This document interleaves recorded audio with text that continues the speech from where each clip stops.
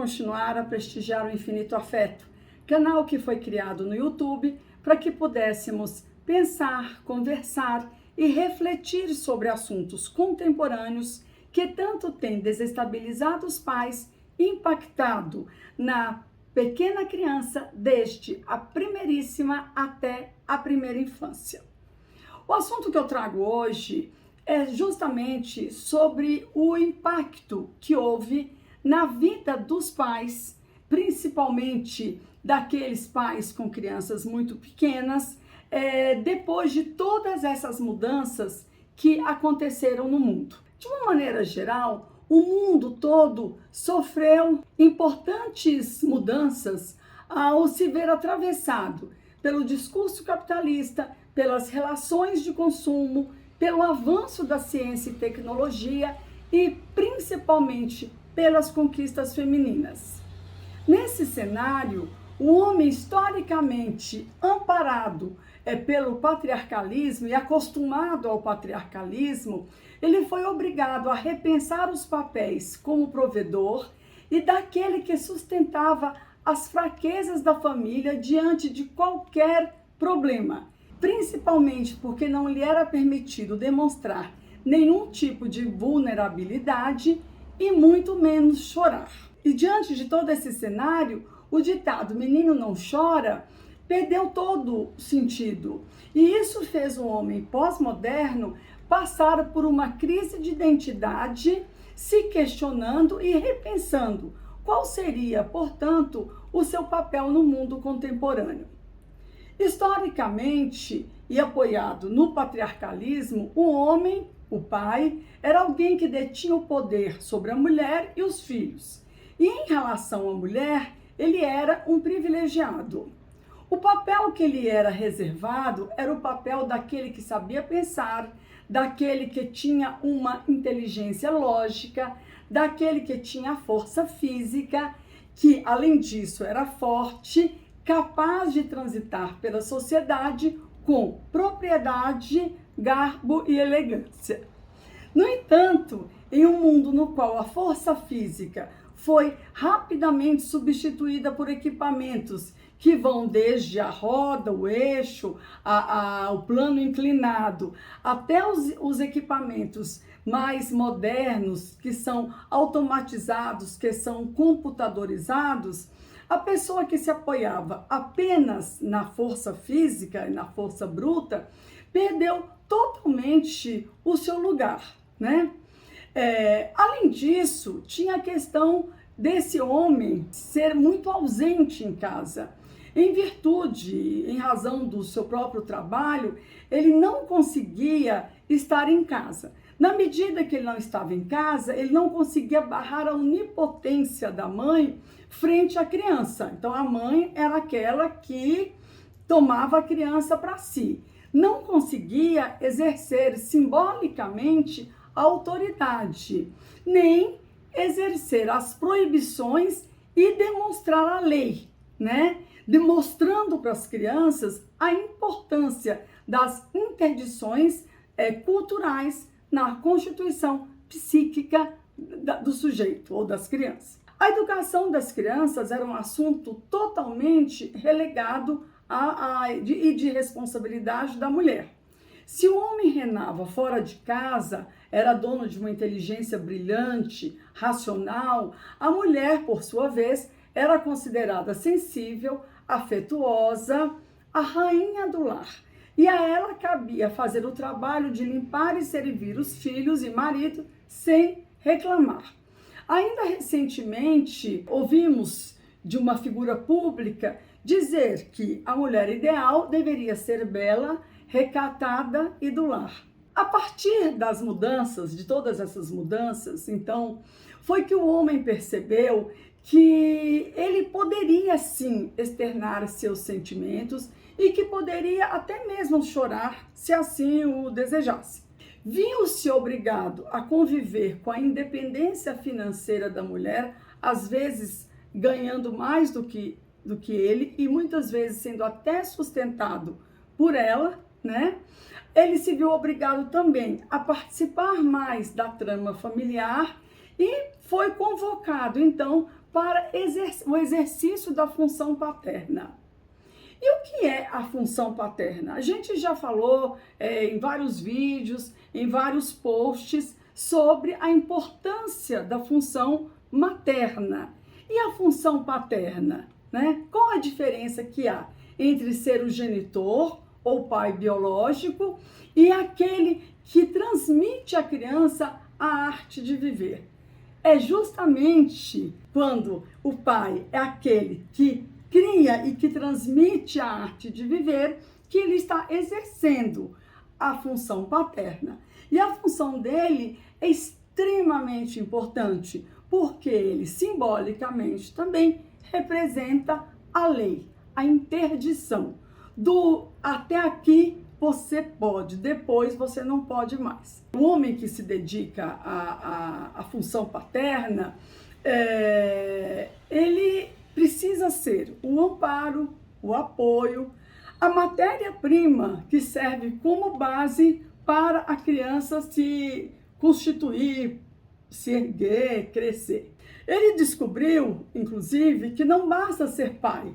E parafraseando uma propaganda muito antiga, não basta ser pai, tem que participar, ou seja, tem que ter disponibilidade para se doar, tem que se dosar, né? Porque senão você extrapola os limites, e você tem que tomar o cuidado de não ser nunca um obstáculo ao crescimento da sua criança. O papel do pai só é validado pelo discurso da mãe, quando ela conversa com a sua criança ainda bebê, né? E quando ela fala para a criança qual é o lugar que o pai ocupa. Por outro lado, esse reconhecimento do pai, ele só é possível na medida em que ele tem um filho, porque é o filho que vai validar esse lugar ocupado por ele. Do ponto de vista das novas constituições, formas de constituição familiar, é importante a gente repensar essa dinâmica, né? Esse ordenamento familiar.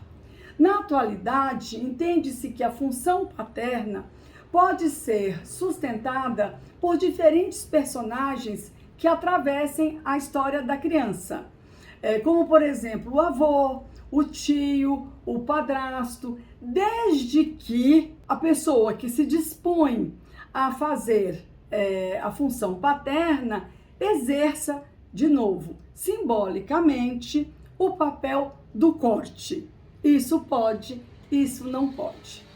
O pai da atualidade, ele, diferentemente do seu próprio pai, ele é menos autoritário. E isso é uma coisa que eu ouço muito dos pais que me procuram. Eles não querem repetir, segundo eles, palavras deles, eles não querem repetir a experiência ou a educação que eles receberam dos seus próprios pais.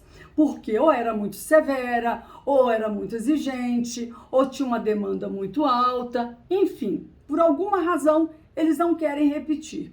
Por outro lado, eles sequer sabem o que eles têm que fazer. Então, hoje, o que a gente encontra? Um pai super democrático e uma tendência, a gente percebe que é uma tendência cada vez maior de se impor menos a autoridade frente aos filhos. Pelo fato de não acreditar no valor que seus próprios ensinamentos terão para os seus filhos no tempo que eles forem adultos. Às vezes a gente até comenta que parece que os pais têm medo dos filhos, têm medo de perder o amor dos filhos. Então, diante disso, eles acabam se tornando praticamente um amigo do filho. É um pai capaz de compreender com mais facilidade as angústias dos filhos, mas muito mais inseguro, muito mais fragilizado com relação à sua própria autoridade. E ele se sente sozinho quanto à importância da transmissão de saberes de uma geração para outra na relação do filho com o mundo. Então, esse filho fica, entre aspas, um pouco abandonado de um saber mais velho, de um saber maduro. Por outro lado, toda a relação da criança em constituição com o mundo vem justamente do simbolismo que se impõe pela linguagem do outro que está implicado com a criança em constituição psíquica. Então, é implicado no sentido de que eu estou responsável, ou que eu quero muito, ou que eu tenho um laço afetivo muito grande com essa criança. Então, eu me implico com os cuidados e com a constituição psíquica dela. E isso eu faço a partir, dentre outras coisas, da linguagem. E a linguagem que é carregada de simbolismos. Então, se eu não converso com meu filho, ele não se constitui, ou ele não é humanizado. E a sustentação simbólica junto ao sujeito em constituição, a partir da linguagem do outro, que vai permitir justamente a humanização do bebê e a transmissão dos saberes que passam de geração para geração.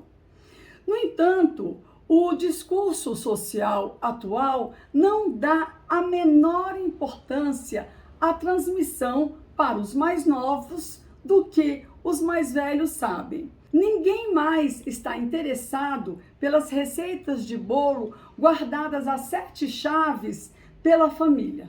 Ao contrário, o apelo é para que as diferenças entre as gerações sejam cada vez menores e diminuam com as crianças crescendo rapidamente e perdendo a infância, conforme um post que eu fiz, e os adultos, pais, permanecendo o máximo de tempo como adolescentes.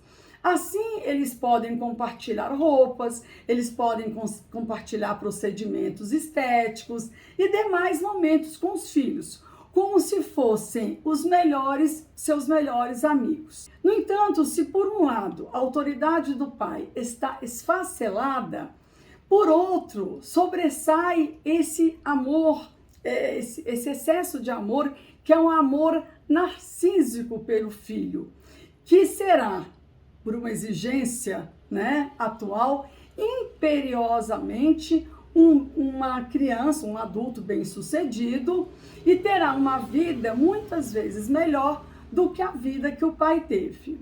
O pai contemporâneo, ele tenta tornar-se um pai certíssimo, estando sempre presente, praticamente, e essa é uma expressão de uma professora que eu tive na PUC, que eu gosto muito, praticamente usurpando o lugar da mãe, o lugar maternalizante da mãe.